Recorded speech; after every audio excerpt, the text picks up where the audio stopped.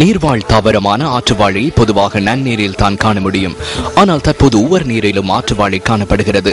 மட்டக்களப்பு ஓந்தாச்சிமடம் கடற்பரப்பிலும் ஆற்றுவாழை காணப்படுகிறது. இந்த ஆற்றுவாழை மீன்பிடி தொழிலுக்கு பாரிய பாதிப்பை ஏற்படுத்துவதாக மீனவர்கள் தெரிவிக்கின்றனர்.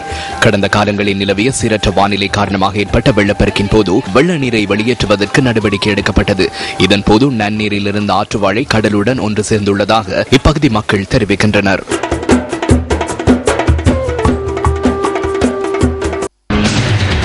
நீர் ஊற்றுக்களும் கங்கைகளும் பிரவாகம் எடுக்கின்ற மத்திய மலைநாட்டில் தூய்மையான நீரை பெற்றுக்கொள்ள முடியும். மலைநாட்டிலிருந்து பிரவாகம் எடுக்கின்ற நீர் நாட்டின் பல பாகங்களுக்கு செல்கின்ற போதும் மலேக மக்கள் தூய குடிநீரின்றி துன்பப்படுகிறார்கள் என்பது மறுக்க முடியாத உண்மை. நுவரெலியா மாவட்டத்தின் அம்பகமோ பிரதேச செயலாளர் பிரிவில் உள்ள நோவுட் மேற்பிரிவு மக்கள் குடிநீர் வசதியின்றி சிரமப்படுகின்றனர். நீரை பெற்றுக்கொள்ள பல வழிகள் இருக்கின்ற போதும் அவை முறையாக கையாளப்பட்டு நீரை விநியோகிக்க நடவடிக்கை எடுக்கப்படாமை காரணமாக அந்த மக்கள் பல்வேறு சிரமங்களை எதிர்நோக்குவதாக தெரிவிக்கின்றனர். காலையில் எழுந்து ஆளு வேலைக்கு போறவங்களுக்கு தண்ணி இல்லை. ஸ்கூல் பிள்ளைகளுக்கு நேரத்துக்கு அனுப்புறதுக்கு தண்ணி இல்லை. எங்களுக்கு கை கால்கள் தண்ணி குடிக்கிற தண்ணி பிடிக்கிறோம். தண்ணி பைப்பில் இல்லைங்க. நாங்கள் போய் நேரத்துக்கு கட்டி விட்டு வந்தால் மட்டும்தான் தண்ணி வரும். சிவர்லாம் வெடிக்க போயிருக்கு. அதுக்கு எத்தனையோ லெட்டர்கள் நிர்வாகத்துக்கு எழுதி நாங்கள் கொடுத்தோம். இது வரைக்கும் வந்து செஞ்சு கொடுக்க மாட்டேங்கிறாங்க. நீர் இல்லாத காலங்களில் அன்றாட தேவைகளுக்காக நீண்ட தூரம் சென்று நீரை பெற்றுக் கொள்ள வேண்டிய துர்ப்பாக்கிய நிலை ஏற்பட்டுள்ளதாக அவர்கள் அங்கலாய்க்கின்றனர். எங்களுக்கு சுமார் 20 காலவட்டமா குடிநீர் பிரச்சனை இருக்கு. ஏதாவது அவசரமான வேலைகள் கூட குடிநீர் இருக்காது. அந்த குடிநீர் பிரச்சனை நாங்கள் கடிதம் மூலம் எத்தனையோ பேருக்கு தெரிவிச்சு எங்களுக்கு இதுவரைக்கும் எந்தவித நடவடிக்கைகளும் எடுக்கல. நாட்டின் அபிவிருத்திக்கு பாரிய பங்களிப்பு வழங்குகின்ற இந்த மக்களின் அடிப்படை தேவைகளை நிறைவேற்றிக் கொடுக்க வேண்டியது உரிய அதிகாரிகளின் கடமை அல்லவா? பொருளாதார அபிவிருத்தி பிரதி அமைச்சரே, இது உங்களின் கவனத்திற்கு.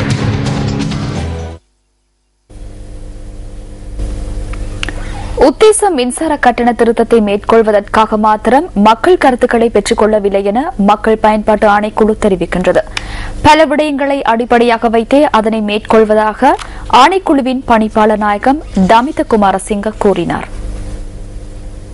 மின்சார கட்டண திருத்தம் தொடர்பிலான யோசனை இலங்கை மின்சார சபையினால் மக்கள் பயன்பாட்டு ஆணைக்குழுவிடம் சமர்ப்பிக்கப்பட்டுள்ளது. இதன்படி இதற்கு முன்னர் மின்சார கட்டணம் அறவிடப்பட்ட முறையில் பல மாற்றங்கள் மேற்கொள்ளப்பட உள்ளன.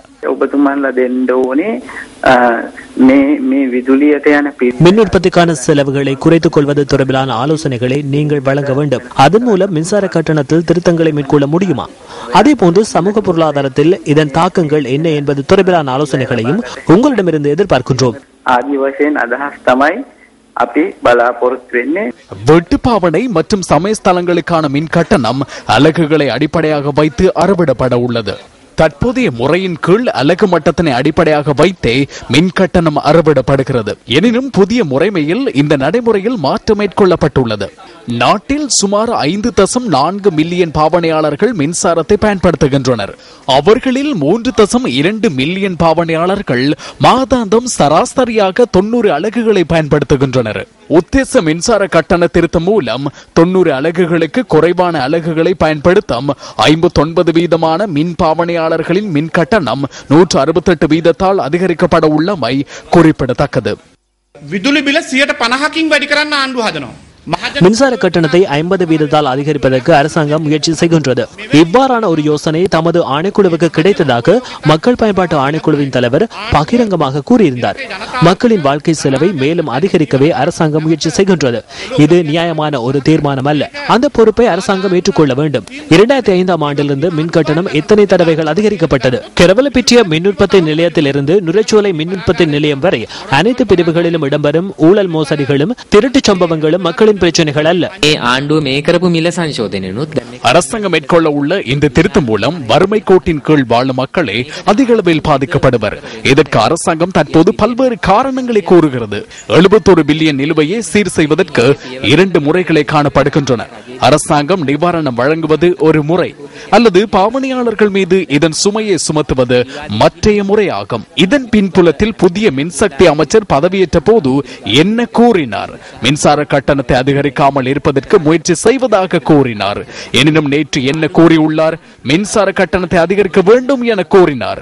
நட்டம் காரணமாக மின்சார கட்டணத்தை அதிகரிப்பதாக கூறி சந்தையில் தாம் நினைத்த விதத்தில் செயற்படுகின்றனர். எனவே இவ்வாறான கதைகளை கூறுவதென்றால் அரசாங்கம் ஒன்று அவசியமில்லை. மின்சார கட்டணத்தை அதிகரிப்பதற்கான பல காரணங்கள் உள்ளன. நுரைச்சோலை மின் உற்பத்தி நிலையம் பெற்றுக் கொண்டுள்ள அதிக கடன் இதற்கு ஒரு காரணம். இதனை மின்சார சபை ஈடு செய்ய வேண்டியுள்ளது. அத்துடன் டீசல் மூலம் மின்சாரம் உற்பத்தி செய்வதற்காக நீண்ட கால தேவையற்ற உடன்படிக்கைகளில் ஈடுபட்டுள்ளமை மற்ற காரணமாகும். அதே போன்று விலை மனுக்களிலும் குளறுபடிகள் இடம்பெற்றுள்ளன. எனவே இதுபோன்று இடம்பெறும் பாரிய அளவிலான ஊழல் மோசடிகளின் விளைவுகளை மக்கள் மீது சுமத்துகின்றனர். मेरटे जनताව මත පටවන එක තමයි තිබෙන්නේ. මහජන උපයෝගීතා කොමිසමට பொருளாதார கொலையாளிகளது செயற்பாடுகளின் பெறுபர்கள் மக்கள் பயன்பாட்டு ஆணைக்குழு முன் வந்துள்ளன. அதுவே உண்மை கதை. கொலையாளிகளிடம் விசாரணைகளை நடத்துங்கள். பொருளாதார கொலையாளிகள் என எமது அமைச்சர் பெயர்களை குறிப்பிட்டுள்ளார். பொருளாதார கொலையாளிகள் தொடர்பான அவருடைய நேர்காணல் ஒன்று உள்ளது. சிரச போன்ற ஊடக நிறுவனங்கள் அவற்றை கண்டுகொள்கின்றன. எனவே இதனையும் கேளுங்கள். සියලුම දේ අල්ලනවා. ඉතින් මේකත් අහන්නකෝ. நியூஸ் ஃபர்ஸ்டின் யூ ரிப்போர்ட்டராக இன்று மட்டக்களப்பிலிருந்து அருளானந்தம் இன்பராஜ் இணைந்து கொள்கின்றார். நேற்று மதியம் மட்டக்களப்பிலிருந்து மாகோ நோக்கி புறப்பட்டுக் கொண்டிருந்த ரயில் வண்டி புனானை சிஐசி பாம் அருகில் வைத்து பிக்கப் வண்டியொன்றுடன் மோதி விபத்துக்குள்ளானது.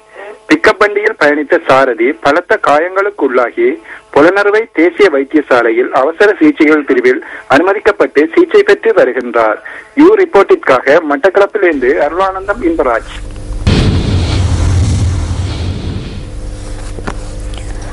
ஐக்கிய தேசிய கட்சியின் தற்போதைய தலைவரின் செயற்பாடுகளினால் கட்சிக்கான பௌத்த வாக்கு வங்கி கரைந்து செல்வதாக கட்சியின் மக்கள் பிரதிநிதிகள் தெரிவிக்கின்றனர்.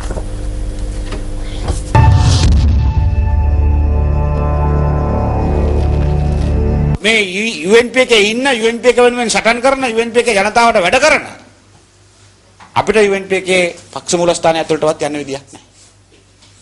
ඒක නිසා මිත්‍රෝනි අද අපි කියන්නේ මේකයි. ஐக்கிய தேசிய கட்சிக்காக வாழ்கின்ற, ஐக்கிய தேசிய கட்சிக்காகவே சண்டையிடுகின்ற ஐக்கிய தேசிய கட்சியின் ஊடாக மக்களுக்கு சேவையாற்றுகின்ற எங்களுக்கு ஐக்கிய தேசிய கட்சியின் தலைமையகத்திற்குள் செல்ல முடியாது.